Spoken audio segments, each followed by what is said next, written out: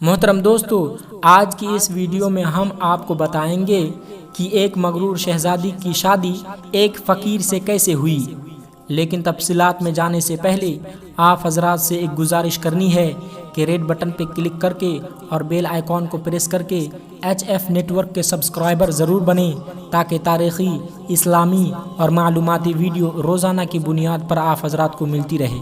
محترم دوستو، بہت عرصے پہلے کی بات ہے۔ ایک بادشاہ تھا، اس کی ایک خوبصورت اور ایک لوتی بیٹی تھی۔ اپنی خوبصورتی اور دولت کی وجہ سے وہ بہت مغرور اور گستاخ ہو گئی تھی۔ جب بھی کہیں سے اس کے لیے شادی کا پیغام آتا تو وہ اسے ٹھکرا دیتی اور اس کا خوب مذاق اڑاتی تھی۔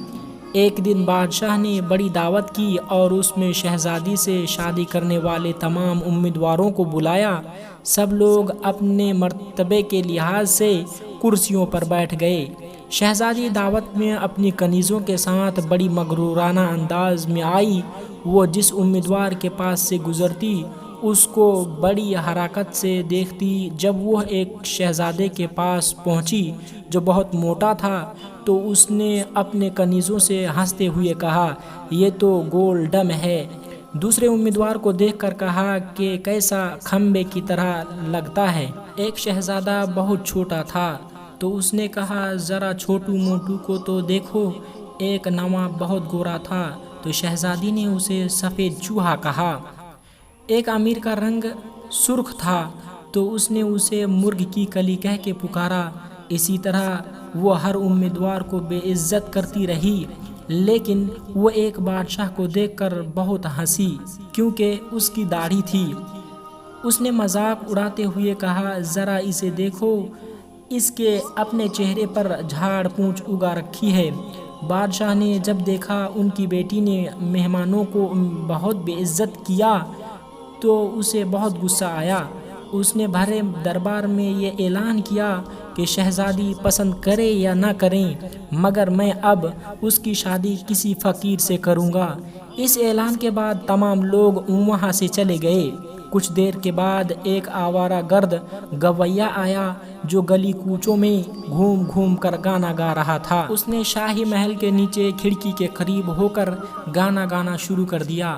بادشاہ نے اس کی آواز سنی تو ایک خادم کو حکم دیا کہ اس فقیر کو اندر بلا لاؤ۔ وہ خادم پھٹے پرانے کپڑے والے فقیر کو لے آیا۔ اس فقیر گویے نے بادشاہ اور شہزادی کے سامنے بہت اچھا گانا گایا اور بادشاہ سے انعام مانگا۔ بادشاہ نے کہا، تم نے بہت اچھا گانا سنایا، میں تمہیں بہت اچھا انعام دوں گا۔ میں اپنی بیٹی کی شادی تم سے کروں گا۔ جب شہزادی نے یہ سنا تو وہ بدحواس ہو گئی۔ وہ بہت روئی پیٹی مگر بادشاہ نے اس کی ایک نہ سنی۔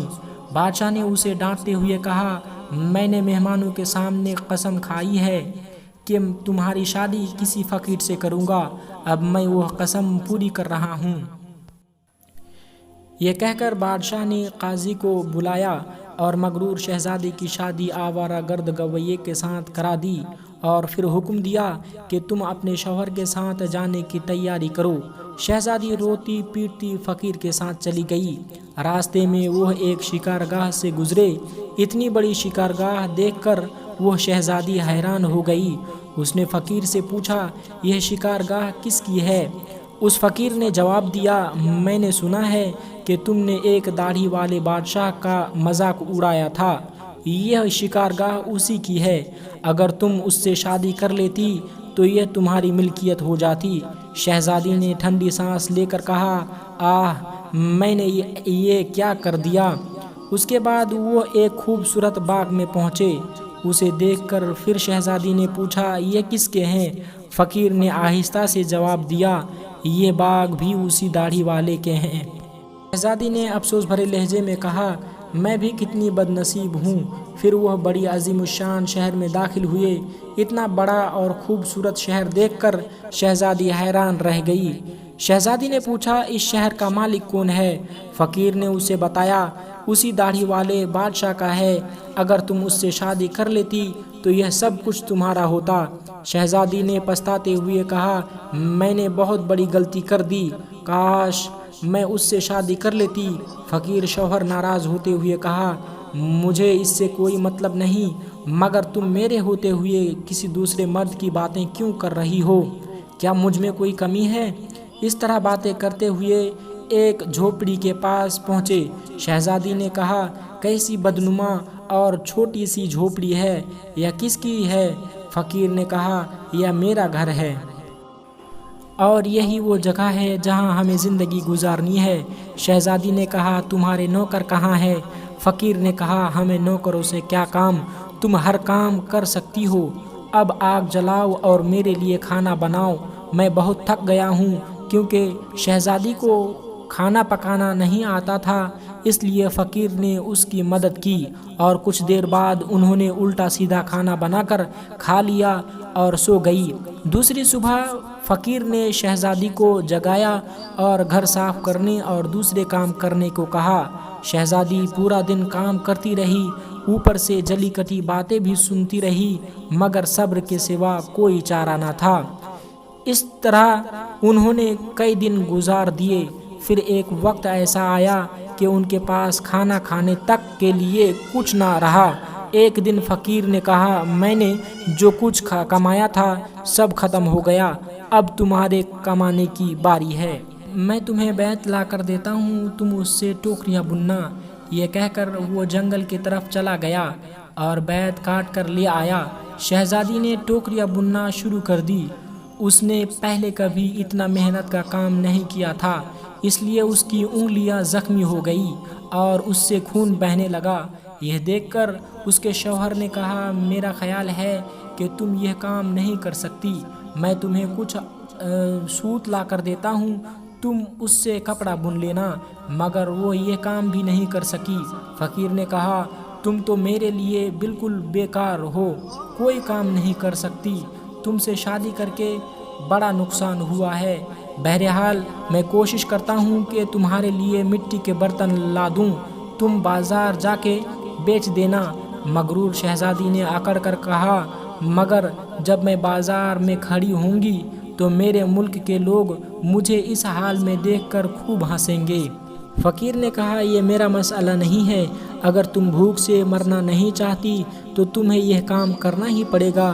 مٹی کے برتن بیچنے کا کام بہت اچھا چل رہا تھا، مگر ایک خوبصورت لڑکی کو لوگ بازار میں برتن بیچتے دیکھتے تو اس پر ترس کھا کر کچھ نہ کچھ خرید لیتے۔ وہ برتن بکنے کے بعد اسے اور برتن لا کر دیا۔ اسی دوران بد مزاج سپاہی وہاں سے گزرا۔ اس نے بازار کے بیچ برتن رکھے دیکھ کر انہیں لات مار کر توڑ دیا اور کہا، آئندہ اس طرح راستہ مت گھیرنا۔ شہزادی بہت پریشان ہوئی، اس نے سارا واقعہ گھر آ کر اپنے شوہر کو سنایا۔ شوہر نے کہا، تم انتہائی بیوقوف ہو، تم سے کس نے کہا تھا کہ بیچ بازار میں برتن لے کر بیٹھ جاؤ؟ آخر لوگوں کو وہاں سے گزرنے میں بہت دشواری ہوتی ہے، میرا خیال ہے کہ یہ بھی تمہارے بس کا کام نہیں ہے۔ خیر، میں شاہی محل جاؤں گا، ہو سکتا ہے تمہارے لیے کوئی کام نکل آئے۔ یہ کہہ کر وہ شاہی محل روانہ ہو گیا۔ شام کو فقیر نے گھر واپس آ کر کہا، شاہی محل میں تمہارے لیے ایک باورچن کی جگہ مل گئی ہے، اب کم سے کم ہمیں کھانے کو خوب مل جائے گا۔ اور اس طرح ایک مغرور شہزادی مددگار باورچن بن کر رہ گئی۔ وہ ہر روز صبح سے شام تک باورچی خانے کے سارا کام کرتی، شام کو لوگوں کا بچا ہوا کھانا لے کر واپس آ جاتی اور اس طرح دونوں میاں بیوی کا گزارا ہو جاتا۔ محل آئے ہوئے اسے کچھ ہی دن گزرے تھے کہ اس نے سنا کہ محل میں کوئی شادی کی تقریب ہونے والی ہے۔ مقررہ دن جب مہمان آنا شروع ہوا، وہ شہزادی باورچی خانے کی کھڑکی سے دیکھ رہی تھی۔ ہر طرف بڑی شان و شوکت اور دھوم دھام نظر آ رہی تھی، لیکن شہزادی اپنی قسمت پر آنسو بہا رہی تھی اور اپنی غرور و تکبر اور اپنی بے وقوفی پر پچھتا رہی تھی۔ اس دوران کچھ خاتمہ آئی اور بہت سارے مزیدار کھانے دیے جو اس نے ٹوکری میں رکھ دیے اور گھر کی طرف چل پڑی۔ ابھی وہ محل کے دروازے سے گزر ہی رہی تھی کہ اچانک ایک خوبصورت لباس میں ایک شاندار اور خوبصورت شخص اس کا راستہ روک دیا۔ شہزادی نے نگاہ اٹھا کر دیکھا، یہ تو وہی داڑھی والا بادشاہ ہے جس کا اس نے خوب مذاق اڑایا تھا۔ وہ خوف اور شرم سے کانپنے لگی۔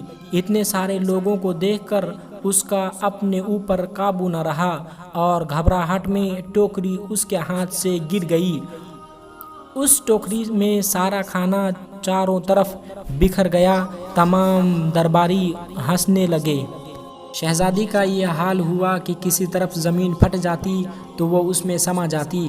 اس نے جھٹکے سے اپنا ہاتھ چھڑایا اور بھاگنا چاہا کہ بادشاہ نے اسے لپک کے دوبارہ پکڑ لیا اور بڑی نرمی سے کہنے لگے، ڈرو مت، کیا تم نے مجھے نہیں پہچانا؟